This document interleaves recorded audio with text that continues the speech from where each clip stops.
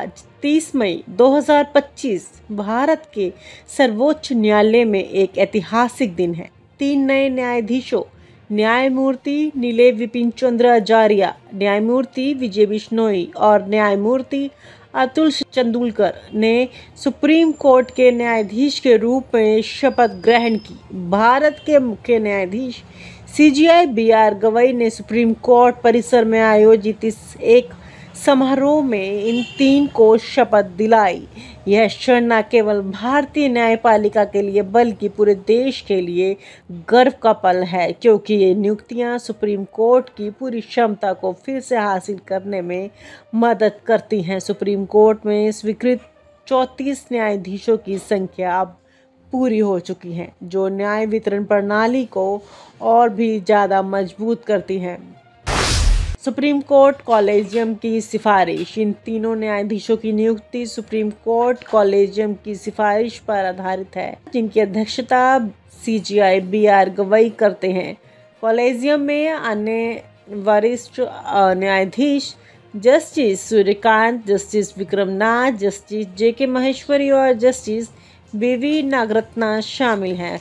26 मई 2025 को कॉलेजियम ने 5 घंटे की बैठक के बाद इन तीनों नामों की सिफारिश की थी। कॉलेजियम ने इनके वरिष्ठता, योग्यता और उपयुक्तता की गहन जांच की और पाया कि ये सभी सुप्रीम कोर्ट के न्यायाधीश के रूप में नियुक्ति के लिए पूरी तरह से योग्य हैं। केंद्र सरकार ने इन सिफारिश को स्वीकार कर इनकी नियुक्ति को मंजूरी दी, जिसके बाद आज ये शपथ समारोह आयोजित हुआ।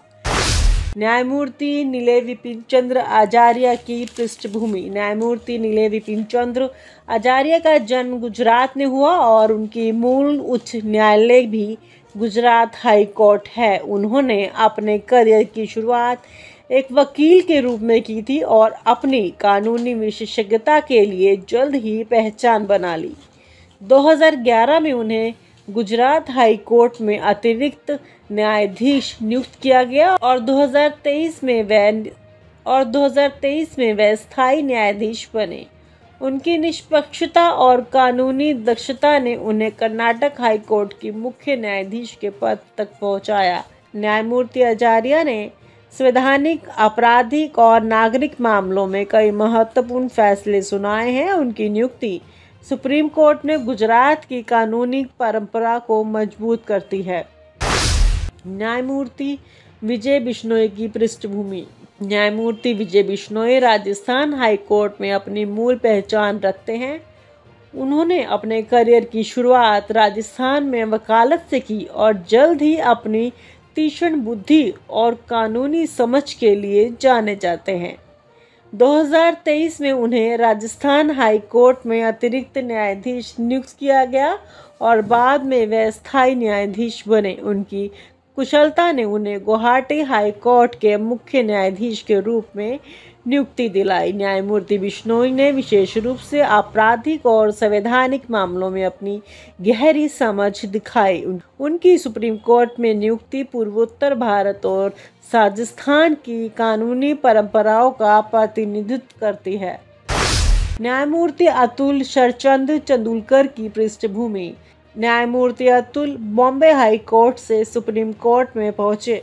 उन्होंने अपने करियर की शुरुआत वकालत से की और नागपुर, मुंबई और औरंगाबाद में विभिन्न मामलों में अपनी विशेषज्ञता दिखाई। 2023 में उन्हें बॉम्बे हाई कोर्ट में अतिरिक्त न्यायाधीश नियुक्त किया गया और बाद में वह स्थायी न्यायाधीश बने। उनकी विशेषज्ञता नागरिक और संवैधानिक मामलों में रही है और उन्होंने कई जटिल मामलों में महत्वपूर्ण फैसले सुनाए हैं। उनकी नियुक्ति सुप्रीम कोर्ट में पश्चिम भारत की कानूनी परंपरा को और मजबूत करती है। उनके द्वारा संभाले गए महत्वपूर्ण मामले।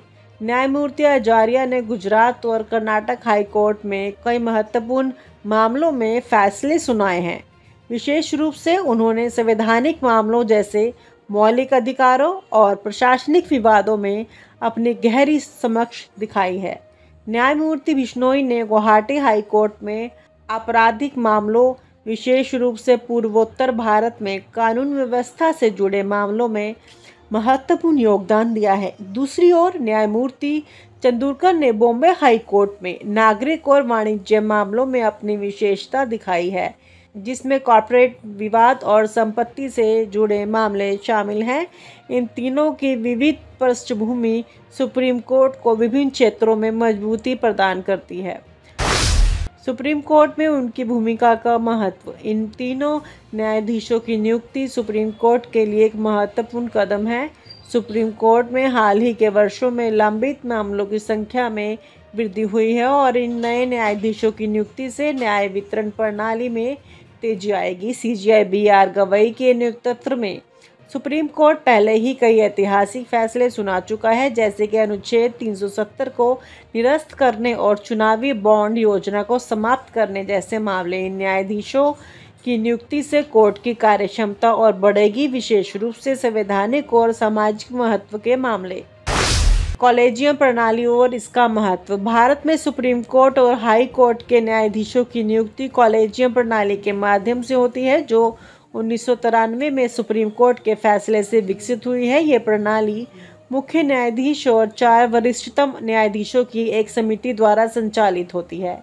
कॉलेजियम के इन तीनों न्यायाधीशों की नियुक्ति के लिए उनकी योग्यता, वरिष्ठता और क्षेत्रीय प्रतिनिधित्व को ध्यान में रखा। यह प्रणाली सुनिश्चित करती है कि न्यायपालिका की स्वतंत्रता बनी रहे और नियुक्तियां निष्पक्ष हों। हालांकि इस प्रणाली पर समय समय पर सवाल उठते रहे हैं, लेकिन यह भारतीय न्यायपालिका की रीढ़ की हड्डी बनी हुई है। सुप्रीम कोर्ट की पूरी क्षमता। इन तीनों न्यायाधीशों की नियुक्ति के बाद सुप्रीम कोर्ट अब अपनी पूरी क्षमता 34 न्यायाधीशों के साथ कार्य करेगा। इससे पहले जस्टिस संजीव खन्ना और जस्टिस A.S. ओका के सेवानिवृत्त होने के और जस्टिस बेला एम त्रिवेदी के अंतिम कार्य दिवस के बाद कोर्ट में 3 रिक्तियां थीं। इन तीनों रिक्तियों को भरने से सुप्रीम कोर्ट की कार्यक्षमता में वृद्धि होगी और यह विभिन्न क्षेत्रों में आने वाले मामलों को अधिक प्रभावी ढंग से निपटाने में सक्षम होगा। ये नियुक्ति देश की न्यायपालिका के लिए एक मजबूत संदेश है कि न्याय वितरण में कोई कमी नहीं रहेगी। भविष्य की संभावनाएं और अपेक्षाएं। न्यायमूर्ति आचार्य बिश्नोई और तेंदुलकर की नियुक्ति के साथ सुप्रीम कोर्ट में एक नया दौर शुरू हो रहा है। ये तीनों अपने अनुभव, पृष्ठभूमि और कानूनी दक्षता के साथ सुप्रीम कोर्ट के फैसलों को और अधिक प्रभावशाली बनाएंगे। जनता को इनके निष्पक्ष और ऐतिहासिक फैसलों की उम्मीद है, जो देश के संवैधानिक मूल्यों को और मजबूत करेंगे।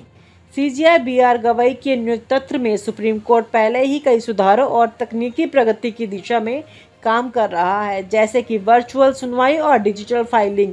इन नए न्यायाधीशों के साथ सुप्रीम कोर्ट न केवल भारत की न्यायपालिका बल्कि विश्व स्तर पर भी अपनी मिसाल कायम रखेगा।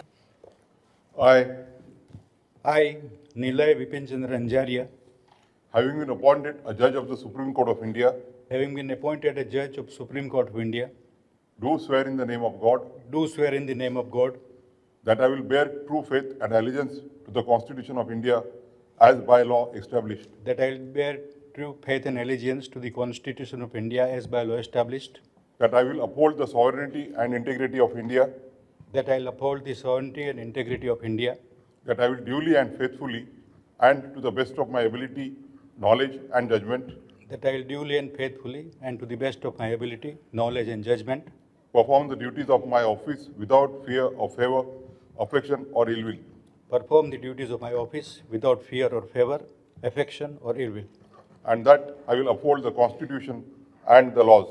and that I will uphold the Constitution and the laws.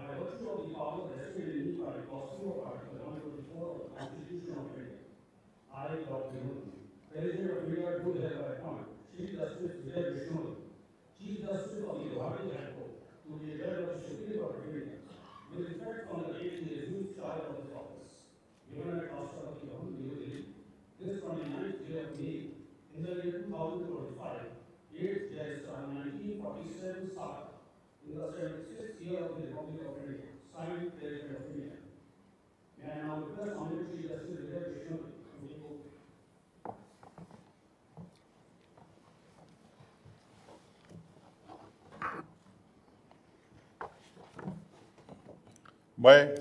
मैं विजय बिश्नोई, जो भारत के उच्चतम न्यायालय का न्यायाधीश नियुक्त हुआ हूँ, जो भारत के उच्चतम न्यायालय का न्यायाधीश नियुक्त हुआ हूँ, ईश्वर की शपथ लेता हूँ ईश्वर की शपथ लेता हूँ कि मैं विधि द्वारा स्थापित भारत के संविधान के प्रति सच्ची श्रद्धा और निष्ठा रखूंगा, कि मैं विधि द्वारा स्थापित भारत के संविधान के प्रति सच्ची श्रद्धा और निष्ठा रखूंगा। मैं भारत की प्रभुता और अखंडता का अक्षुण्ण रखूंगा मैं भारत की प्रभुता और अखंडता अक्षुण्ण रखूंगा तथा मैं सम्यक प्रकार से और श्रद्धापूर्वक तथा अपनी पूरी योग्यता, ज्ञान और विवेक से तथा मैं सम्यक प्रकार से और श्रद्धापूर्वक और अपनी पूरी योग्यता, ज्ञान और विवेक से अपने पद के कर्तव्यों का भय या पक्षपात, अनुराग या द्वेष के बिना पालन करूंगा। अपने पद के कर्तव्यों का भय या पक्षपात, अनुराग या द्वेष के बिना पालन करूंगा तथा मैं संविधान और विधियों की मर्यादा बनाए रखूंगा। तथा मैं संविधान और विधियों की मर्यादा बनाए रखूंगा।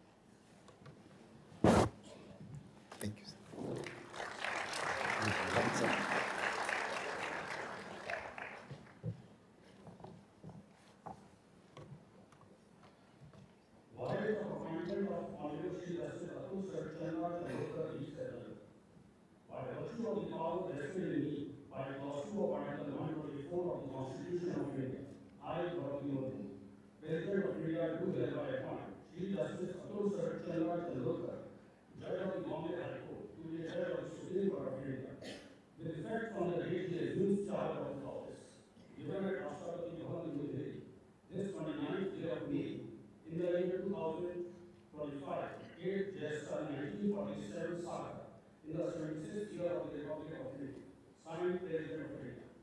May I now request Honorable Chief Justice Atul Sarat Chandra Tendulkar to take over.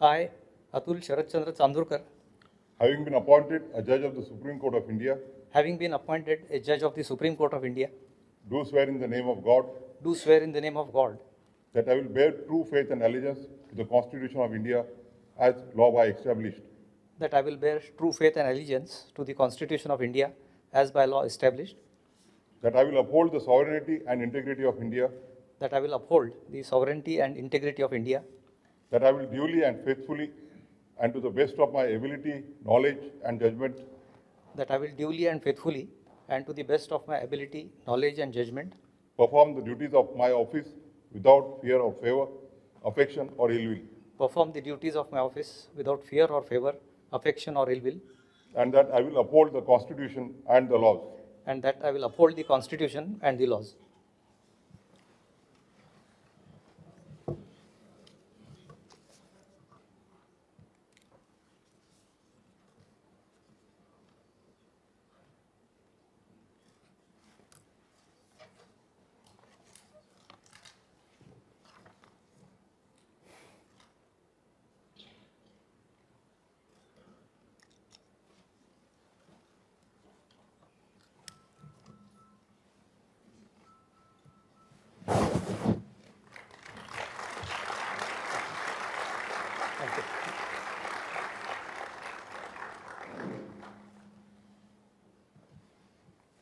और आप हमसे जुड़े रहने के लिए सब्सक्राइब करें YouTube पर, फॉलो करें Twitter पर और लाइक करें Facebook पर। और ज्यादा जानकारी के लिए आपको टाइप करना होगा सिर्फ न्यूज नशा।